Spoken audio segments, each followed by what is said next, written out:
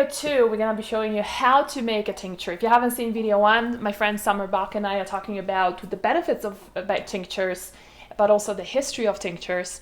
And we went through the different herbs that she's gonna be using. So in this video, we're just gonna be showing you how to do this. Now, if you have the patience to do this for 30 days, I think it's a very fun project. You know, and you can really mix and match your own herbs and pick and put the quantities that you want. It really allows for a lot of creativity and personalization. The other option is, in case you don't want to do tinctures and you don't have the 30 days to wait, I don't think it's one or the other. It could be both, right? Could be both. If you want to try it right away, then what I love to use, and that's what saved me in Italy, is the tincture that you make from Guts and Glory. Beautiful, beautiful formulation that comes with an awesome spray.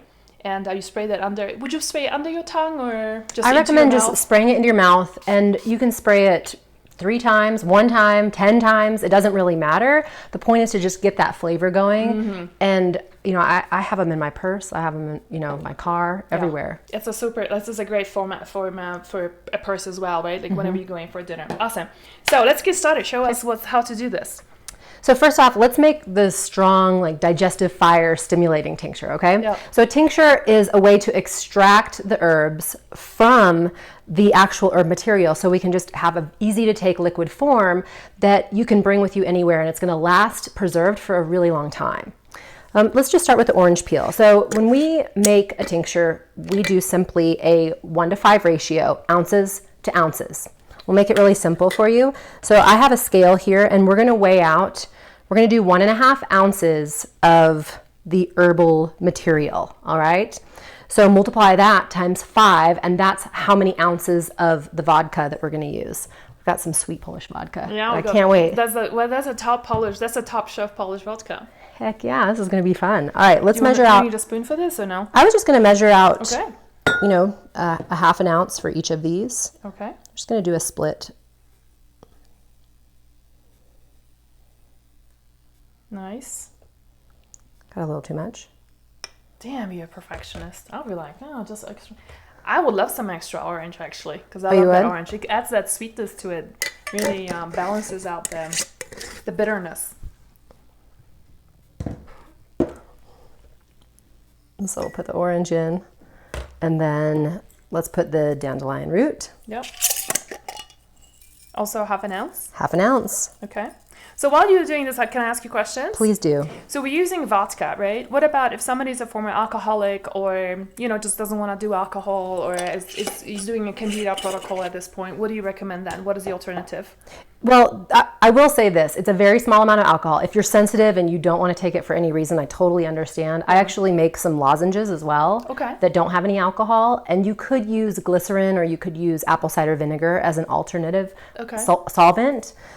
But they're just not as strong. Okay, so you're saying that they would not extract the same amount of nutrients and the polysaccharides out of an herb as alcohol would? They aren't going to extract the same alkaloids. They're not going to extract the same amount. They'll get some of them in there, but they're not going to get all of them. So, the one difference with apple cider vinegar and alcohol, though, is that the apple cider vinegar is going to absorb way more minerals from the plant material. Oh, so you're going to get more minerals through that kind of tincture. Okay, but not alkaloids. Not as many alkaloids. So the bitter flavor won't be as strong. Okay, that makes sense. And now we're using gentian. This is the gentian, and we're going to do 1/2 ounce again. So we have 1.5 ounces total of the plant material. I'm excited. I'm getting a new tincture. I just have to be patient and wait for 30 days. You can handle I have this. You have that in the meantime. I still have this, yeah. All right. So then, what is 1.5 times 5? Because we have 1.5 ounces, and we're going to do 5 ounces, times 5 of the liquid. So 7.5, right? I think it's 7.5. Doing math in my head. Cameraman, do some calculation. So we got. Well, you know what? I'm going to just kind of round up to 8. Okay. Because this is not a. So wait, what about our fennel? We're going to put that in a different one. Oh, I see. Okay. We're making a couple of different tinctures today. We're going to do 2 different tinctures. I forgot about that. Okay, great. So I just rounded this up to 8 ounces. Great. Yes. Yeah. I love it. Okay, so next follow-up question. Do you keep this in the sun? Do you keep it in a dark place? Like, what's don't spill it all over you, what's that's the for sure. best recommendation? My recommendation is to keep it actually in a pantry. In a pantry? Yeah, So I think you in a should dark keep it in a place. dark place. Okay. Yep, absolutely. And you know, you want to kind of treat this like your little pet that you're taking care of over the next month. Go in there and shake it up. You know, look at it, get to know what's happening here. Watch the colors change as the alcohol starts extracting the plant material. Mm-hmm. It's beautiful. So this is the final one that's going to sit there for a month until it's done. Perfect. Shall we make them? What do you want to do? Strain next, or you want to make the next one? Let's make the other one. It's just Okay. a similar process, but I do want to say one more thing. You mentioned the glycerin and you mentioned apple cider vinegar. Yeah. Alcohol lasts the longest too. So yeah. in terms of preserving things, if you're going to use apple cider vinegar, you want to make sure it's with something that you're taking every day, like a tonic, right? It's an everyday herb so that you're getting to use through it. You Right. don't want it to be sitting there 3 years later. It's not going to taste good. It's not going to be the same product. Yeah. All right, so we have these little guys done. Let's scoot them out of the way. Now let's do our peppermint fennel. Peppermint fennel, the nice thing about this tincture is that it's just going to taste good. It's going to be very gentle. This is something that's more geared towards children. This is something that you can also take before bedtime or in between meals, because the strong digestive bitter, it's great right before a meal, but in between meals, say you want to kind of like soothe your belly a little bit, Yeah. or you're just kind of like, all right, I like this. This is fun. Yeah. You know, if you do that with the strong bitters, it'll make your stomach start growling. All those digestive juices are flowing, and now you're hungry in between meals, and yeah, we don't really want that. All right, so let's see. I think we're going to do this one. We'll do this about the same. We'll just take, we'll do 0.75 ounces of the fennel seeds, and we'll do 0.75 ounces of the peppermint, and then we'll add I'll add 8 ounces of the alcohol, and then we'll mix it together and let it sit. So it's basically 1:5 is the ratio. 1-to-5 ratio. 1:5. So if it's 1 ounce of herbs, then you're doing 5 ounces of alcohol with that. And I like to measure Roughly? things. Yeah, that's Yeah. exactly right. I like to measure things because, you know, some people do what's called the herbal folk method, where you can actually just put the herbs in and then just cover them with the alcohol. Mm-hmm. And that is one method. Yeah.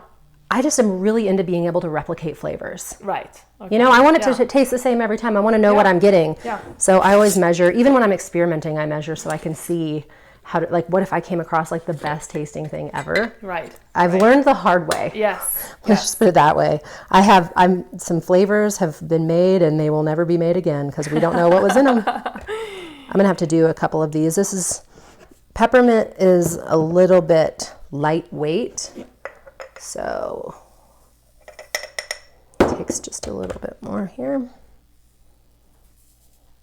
So like when would you use this we one go. versus, like you said, like in between meals? It's not going to be as strong of a digestive as the other one. It's just more gentle. And so it's like the people that may have gastritis or an Right, ulcer. right. This is going to be the one that you want to take. Perfect. For somebody who may just even be overstimulated by that, like that strong bitter flavor. Yeah. Just some people's constitutions, it's not as good for them. Yeah. So I always have 2 different kinds of bitters on hand for that. Nice. All right, let's go with our 8 ounces again. And if you have fresh peppermint, you can also use fresh peppermint. It's really good. Alcohol is funny. It doesn't pour like water. The viscosity is different, so it's very easy to spill it everywhere. Just got to pour it slower. Yeah. Okay. Shake it up. Shake it up. And again, this is going to be, look at that. what, 30 days do you recommend? 30 days for both of them. Perfect. Date them. You will forget. I mean, that's exactly what you did today, right? Yep. Is like bitters and a date on it. I'll probably want to, we were just doing that for the video, but we also want to put like what it went into making these bitters, because that's what's going to help you really remember.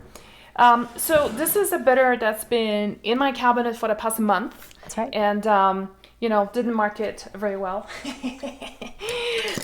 Should have, but that's what else. But I followed your recipe anyway, so that's really what it is. So what do we do with that? 1 month later, color changes. You can see this is just freshly made, and this one is a month later, so significantly darker. A lot of the nutrients came in here. What do we do with that? So we're going to strain this off. This is, it's been sitting in here for a while, so look how dark it is. It's changed the color, Yeah. pulled all the alkaloids out.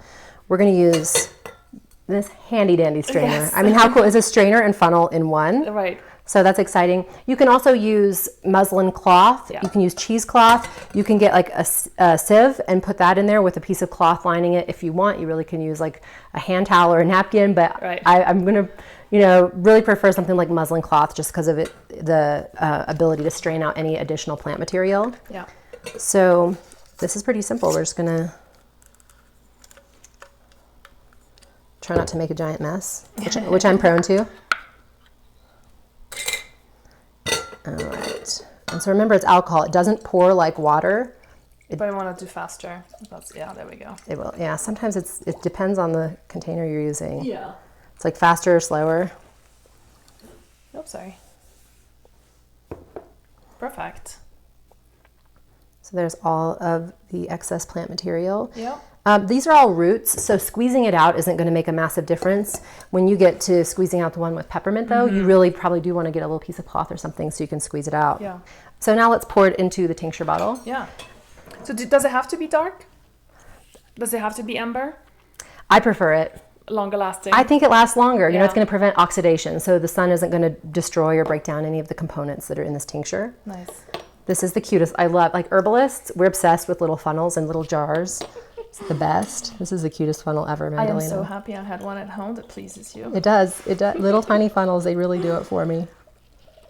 Okay, so you're going to fill, like a lot of people think they're supposed to fill it all the way to the top. My big recommendation is that you fill it to the shoulder. The shoulder is right where the edge starts to curve. And the importance of that is it keeps it from spilling over when you put the lid in. Yeah. So you're using a spray, Yep. right? Nozzle. I personally actually prefer a droplet. You do? Right, yeah. Yeah. So it just goes like under my tongue or into my mouth, and I feel like I'm getting a bigger dose. And so it's just pick up whatever you want. You can get these things obviously on Amazon. You can pick it up in your local herbal shops. Many of them do carry that.